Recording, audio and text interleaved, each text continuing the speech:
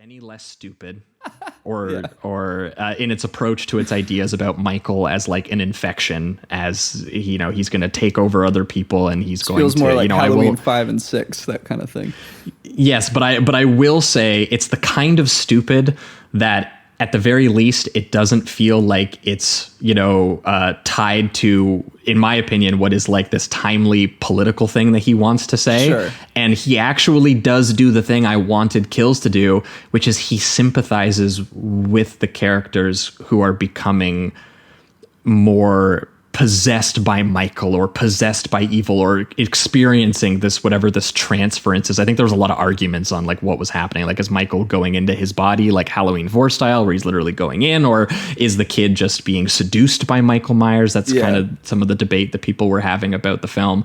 But I think regardless, what's interesting to me is that they depict this kid as an outsider, and that's why he connects with Laurie and her granddaughter, this Corey Cunningham character who is last minute introduction. And it is a bizarre decision, I will say, to be like, this is the end of the Michael and Laurie story.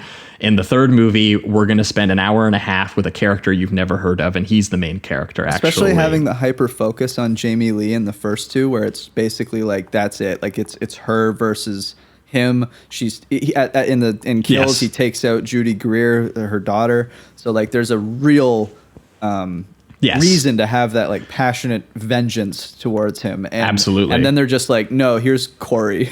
It is very fucking strange. I know. And I completely sympathize with anyone who had that reaction to it, especially too, because they marketed this movie, like the trailer for this movie is literally just the final 10 minutes of the movie. Yeah. It's literally just is Jamie Lee and Michael Myers standing back to back, like, we're gonna kill one or the other. Like, that's what this is. And then for the majority of this film, they're focusing on some character we've never heard of before, dealing with, I guess, like you said, we don't really know. His soul is transferring over to him, or the evil of the town is kind of like corrupting him itself. Like, I don't know. I read it more as he's being seduced. Like, there is a sympathetic reason that he's being seduced to want to have the kind of power that Michael has. Yeah. And same with, like, as a result, all the characters that he kills in this film, they're all people who are like vicious bullies to like everyone, like the main characters in the film. And actually, even the granddaughter has an interesting arc where she's like, yeah, let's fucking burn this town down. Like, I'm totally with this brooding teenage guy who's angry, and we're like, so they totally, the thing that intrigued me about this was that the movie is pretty much more on his side than it was with the mob when it was doing Kills. He's not painted as cartoonishly like this evil kid who it would be so stupid to be seduced into doing, being a violent, thoughtless kind of powerful person. It totally wants you to kind of get involved with that experience. And here's an interesting thought process for you.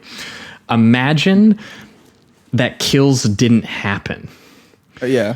Because I think a huge reason for the response to this movie is that they very obviously set up the entire existence of Kills is super pointless. And the reason literally it's there is to set up, to tease you that the Michael and Jamie stuff is going to continue. And that's almost that, like, that's how it ends. Like, killing, they almost kill Judy Greer at the end to like convince you that something happened in that movie and that more is coming. And it feels like a last minute, like, we need to do something. Yeah. But I was like, imagine if you went straight from 2018 into this one. And I have to wonder if this was like, they had this one ready to go or something, because it would make more sense. Because instead of Michael being like all powerful like he is at the end of Kills, where they come to the big conclusion that we already knew, which is that he's an unstoppable force of evil that's beyond the body. Like, that's the big reveal at the end of Kills, which I was like, we've known that from film 1. But I was like, imagine in 2018, they essentially killed him, and now he is like this dead dude in a fucking sewer. Like, so it picks up there, and it makes more sense there. And also, the Jamie Lee and Michael stuff has been resolved at the end of 2018. She's got the little bit of catharsis from it, and it's over. And they didn't set up, oh my God, we need to have this happen again. This showdown is coming. So I was sitting there going, like, it's almost like Kills is the thing that promises you all of these things that Ends doesn't deliver on. And I was sitting there going, man, this would just be a way better sequel to just the 2018 one. And also it continues the idea of, again, kind of not the best idea or anything, but it does go back to the original film's idea of Michael as an infection and not just like the town starting to go crazy over it, like a legitimate, like, personal infection that Laurie has with him. Yeah. And so they give it to this kid, Corey Cunningham, which is a hilarious name to give him because it's like the most overt reference they could possibly make to John Carpenter, one of John Carpenter's, in my opinion, best films, Christine, which has, I think is he Artie Cunningham in that film? I think it's Artie, yeah. Yeah, which is an amazing film. Yeah, really good. And this movie does a little bit of a dumbed down version of it, but it's such a good story that I kind of like. You replace Christine with Michael Myers. Yeah. You replace Christine. Yeah, the kid isn't seduced by a car; he's seduced by Michael Myers, who's super cool. Yeah, I think it just was weird for me to watch Michael, like, and I get it. I guess in this state he's like weakened and he needs to, like, his evil powers need to be rejuvenated or something like that.